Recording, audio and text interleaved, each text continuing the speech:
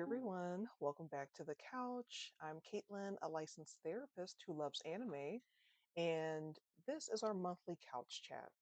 So, this is where we sit back, relax, and unpack some of the movies and shows that we've been reacting to. This month, we spent some time with Maquia, the promised flower, or sorry, when promised flower blooms. Henceforth, I will be just referring to this as Maquia because honestly, it's a mouthful. And then we also continued with Fruits Basket and Demon Slayer.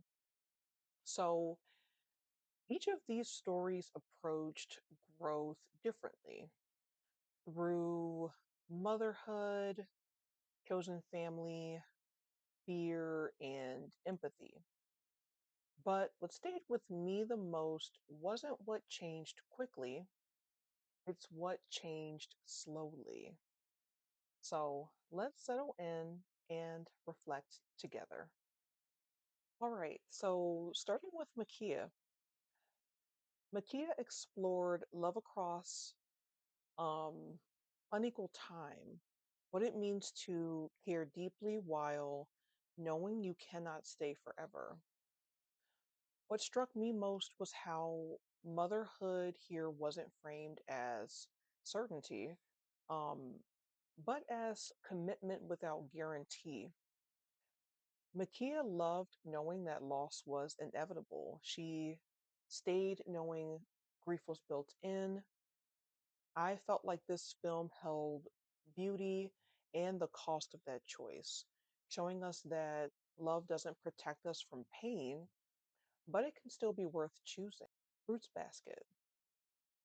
These episodes felt quieter, but also regulating, right? During their vacation, we got to see them step out of survival mode briefly. We saw them resting, laughing, sharing space without needing to perform or to defend themselves. What stood out was how healing emerged through safety, through being accepted without explanation, um, through presence that didn't demand anything in return.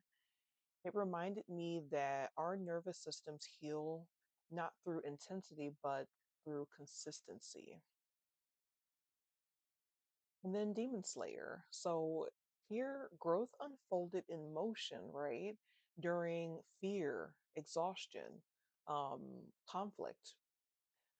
Tanjiro's compassion continued to widen, not only towards allies, but even towards enemies whose suffering had been distorted, right? At the same time, we saw how different trauma responses collide: panic, aggression, steadiness, and devotion. What mattered wasn't fear disappearing, it was what characters chose while fear was still present. What stood out to me is that none of these stories rushed transformation. I felt like they honored timing. They allowed growth to be gradual and imperfect. And that's where this month's deeper thread began to emerge.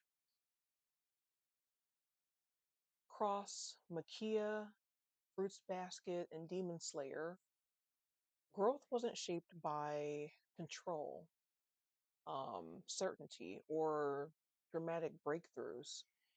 It was shaped by moments where characters stayed present, even when it hurt, even when they felt unprepared, even when the outcome wasn't guaranteed. This month reminded me that growth doesn't come from forcing change. It comes from choosing to remain engaged with life rather than rather than escaping discomfort. As you reflect on this month, I invite you to sit with this. Where in your life are you learning to stay instead of rushing to fix, flee, or resolve? And what would it look like to trust that presence itself is already a part of growth? All right, so let's get into our deeper dive. From a therapeutic perspective, to me, what connects these stories is engagement and regulation. So in Maquia, we see caregiving shaped by anticipatory grief.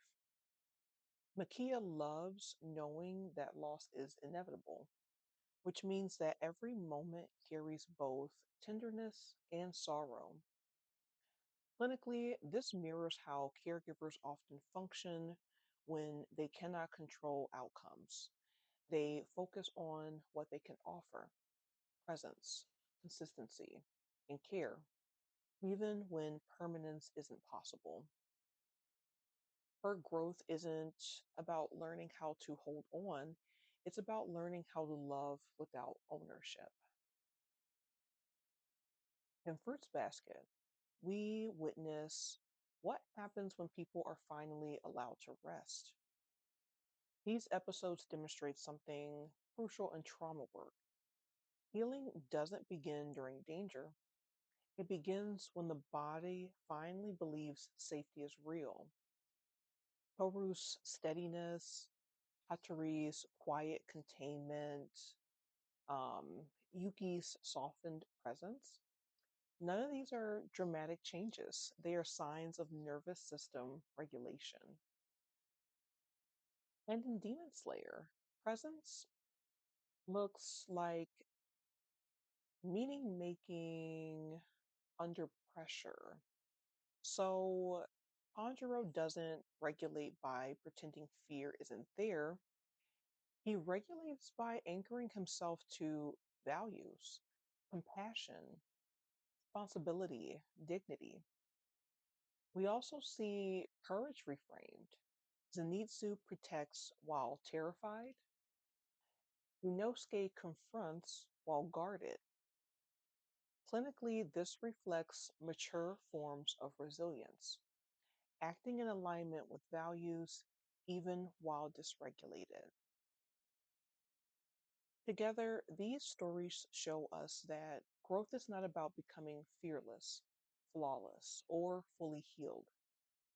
It's about staying present long enough for something new to take shape.